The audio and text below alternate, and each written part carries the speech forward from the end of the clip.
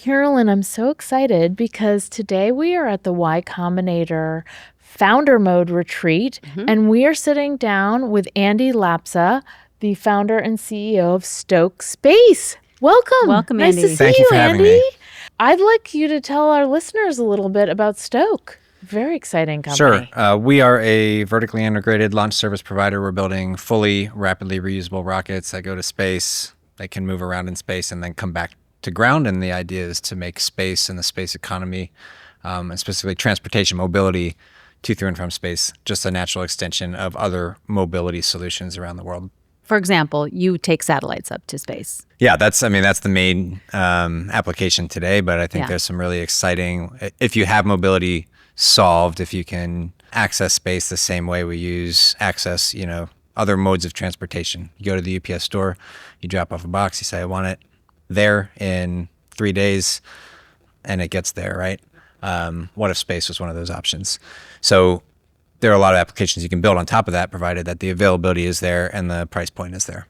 And you went through YC in winter 21, but when did you start the company and what was your background? Yeah, so officially we started at the end of 2019, but we started effectively on a thesis, but we didn't really have a way to respond to the thesis from a technical or a plan perspective. So that first year was a lot of, I would say, you could call it my co-founder and I doing diligence on this thesis for ourselves. Okay. Seeing if we could come up with a technical solution for fully rapidly reusable rockets that we believed in. And so that was a lot of very heads down effort. And then as we gained, conviction ourselves, we said, okay, let's go and try to, do this thing for real. And that's when we did YC in winter 21 batch, and closed our seed round and, really started to ramp from there. And just to be a little more detailed, it's the reusable part means that it's cost effective. Like the idea here is that you can save all this money because you keep reusing the parts, which right now everything just explodes or something. Right now, let's say this. Before SpaceX, every rocket that went to space, the entire thing gets thrown away after every flight. So you can imagine air transportation being not very economical and not very accessible if you threw away the airplane after every flight. And that's what space was, right? SpaceX came along and it's, we've now started to take it for granted, but really it was only 10 years ago when they did the first landing of their booster stage. Rockets are typically 2 stages to orbit. First stage punches you out of the atmosphere, and the second stage takes you the rest of the way to space. And so they started reusing the first stage, which is transformational for the industry, but they still throw away the second stage on every single flight. And so that means a couple things. First of all, it costs money, obviously, to build this. Right. And the other big thing is we're still in this production rate limited paradigm where you can only fly as many times as you can produce, in their case, second stages, which is the stage, it's the second stage engine, it's the certification and test, pre-flight certification and test campaigns that go into all of the components that go into that stage, et cetera, right? So that's their flight rate limiter today, and it's also their cost driver. What's the expensive part? Is it the parts or is it all of it? Yeah, so there are 2 big cost drivers to launch. One is the vehicle cost. Interestingly, though, the vehicle cost of a rocket is less than the cost of a 737, comfortably less than a 737, right? Okay. But it's still tens of millions of dollars. Sure. Okay. So that's a cost driver, especially if you're throwing it away every time. Yeah. The other big cost driver in launch is the infrastructure that you need. So it is the factory, it's the test facilities for engines and for other high energy, explosives and other things that we deal with every day. And then it's the launch infrastructure, the launch complex that it takes to actually go and execute. Those are the 2 big cost drivers. And what reusability does is, again, go back to the aircraft analogy, right? Makes absolutely no sense to throw away a $120 million 737 on every flight. Right. You're not going to access that many customers that way. You're not going to have great availability. And that's where we're at with space. So reusability amortizes the cost of that $100 million asset, whatever it is, right? It amortizes the cost. So the more you can launch, that item, the more you like the amortized cost goes down. So that's number one. And then the infrastructure costs and the fixed costs, which includes the cost of labor, is the other big driver. And to get those costs down, like you need that infrastructure just to go do this activity. Yeah. But the way you can effectively amortize those costs is by flying at a higher frequency. So before SpaceX started reusing, I think this is still true. There is no company, like, so when you're in this world where we're throwing away rockets every time, there's no company that flew more than 16 times per year. Okay. And it's, it's like a really small number, but that's because we were completely production rate limited. Yeah. And SpaceX actually fits into that number also. Before they started reusing the first stage, they didn't fly more than 16 times a year. I'm pretty sure that's the number. Once they started reusing the first stage, now they get to, like, the first stage is bigger, it's more expensive. It is the right first stage to start reusing.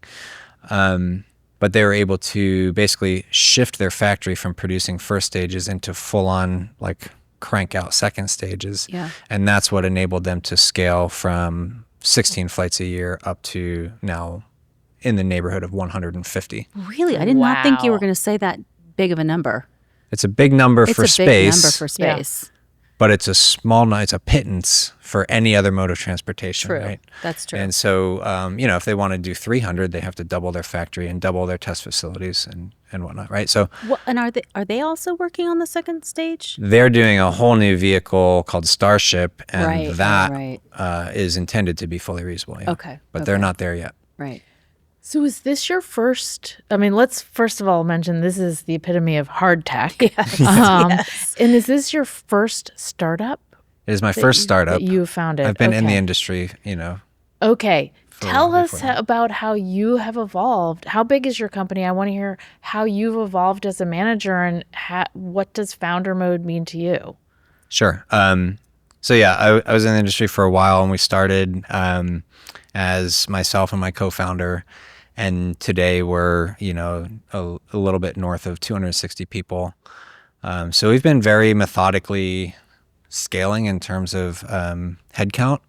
Obviously, when you start, there's a huge number of variables. Funding is one of them. Technical progress is one of them. The ability to attract, recruit, and retain talent is one of them. And you're recruiting rocket scientists, I would just note, right? Yeah, I mean, it's That seems a lot of hard. specialized things. And then there's other things where there's transferable skill sets. So we'll bring people in from outside the industry and train them up and things like that. But Yeah. so anyway, there's a lot of variables. And it's I would say for me, it's been very useful to have prior experience to sort of form how I think about building and scaling a company from scratch, given the opportunity to do whatever you want, right? So however you think it should have been, we have the opportunity to go and try to do that.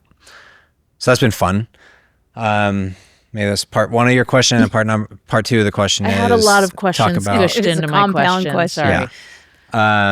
The founder mode question is a great one. Founder mode obviously got a lot of attention in the last, year, 6 months It or was a whatever year is. ago. Was it really that a year Brian ago? Chesky gave his mind-blowing talk at a YC. Yeah, it was at this one last It was year. this yeah, conference. And while Paul wrote the essay, and it's sort of, he's defined it as, doing things as a founder CEO that a hired CEO wouldn't necessarily be able to do. We don't know what it's like in practice. Yeah. So we were Carolyn and I are collecting examples to learn So more about I it. think founder mode is exactly what you said, where a founder is just acutely aware that survival is on the line, and that survival is very personal and it's real, and it's always this threat, right? It's like you are always on edge about the threat to survive, and that just engenders a different level of urgency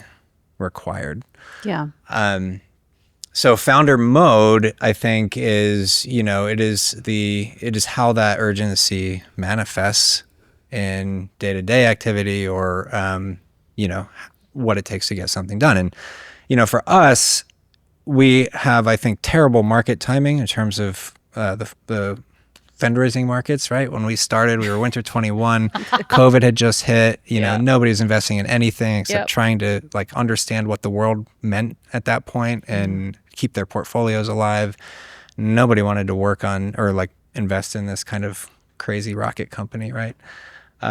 So that took, and by the way, I'm a first-time founder and didn't really have any network for fundraising. So it was both trying to figure that out and grow the network and navigate that at a time when, you know, it certainly wasn't the hot topic on Silicon Valley. And then, you know, so we did that. We muscled through the seed. YC certainly was a huge help for that. And then 21 was an okay market.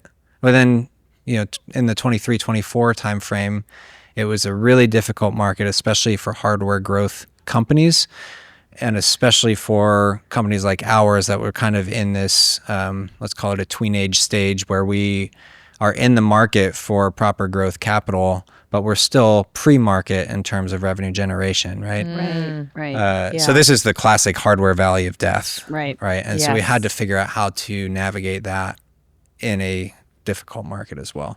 For us, the founder mode really started with, you know, how we have this idea, we have taken our time and found conviction in ourselves that we have a good idea that we think holds water, which by the way, has only been reinforced over the last, you know, 4 years. So we still feel really excited about it. But like, what do we do next? And so we did a number of things, but I think the beginning of founder mode was we want to differentiate ourselves. We didn't want to raise on, you know, what we would call a PowerPoint rocket or, you know, flashy marketing. We wanted to differentiate ourselves and say, hey, we are no joke, hardware driven people, and we will deliver on what we say.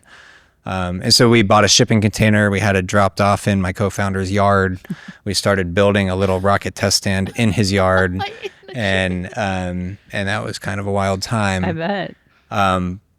But yeah, I think it's all about the urgency you feel around survival.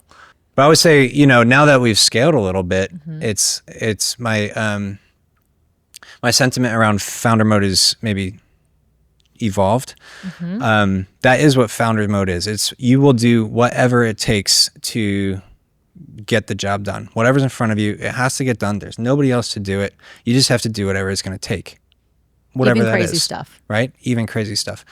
Now that we've scaled a little bit, I have founder mode invokes for me in two different ways. The first way is if I feel like I have to go into founder mode, which is go in there and do something myself, whatever it's going to take. To me, I view that as a failure of I have failed to put the organization in a place to succeed itself, right? The organization, everybody in the company should feel founder mode. Okay. And they should feel the ownership and the urgency to get their thing done. And if I feel like I need to go do something, that implicitly means it's not getting done. So I have failed to create the organization to have its own founder mode through the org. How often do you feel like that happens? You know, we are still a early and growing company. Right. So I still feel like that happens a lot, right? Yeah. I would say that we have unfilled holes in our company, as any company that's scaling will. And who's going to fill those, right? And so it's always a competition between keeping people focused or asking them to go fill a hole or whatever, right?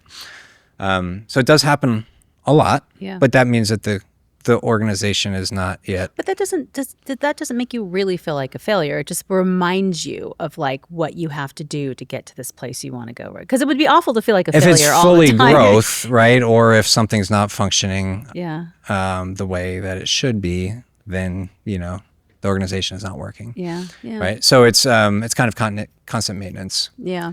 That's one thing.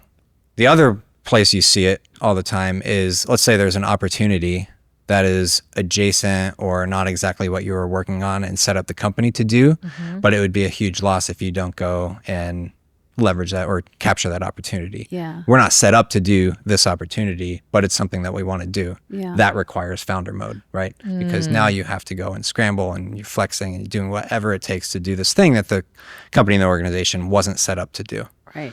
Right. And that's always the decision to go after it or not go after it is an important one, because as Very. a early and scaling company, you have to stay focused and you have to continue to execute on your core Right. And is that a thesis and product distraction? line. And is it going to be a distraction? And how do you Exactly. know? And so that's a judgment call you have to make. But once you make the decision, you got to go all in. Right? Yeah. Yeah. Thank you Well, so thank much. you for Thank having you, me, of Andy. course. And hope to see you again on the show someday. All right. And best of Thank luck you. to Stoke. Thank you.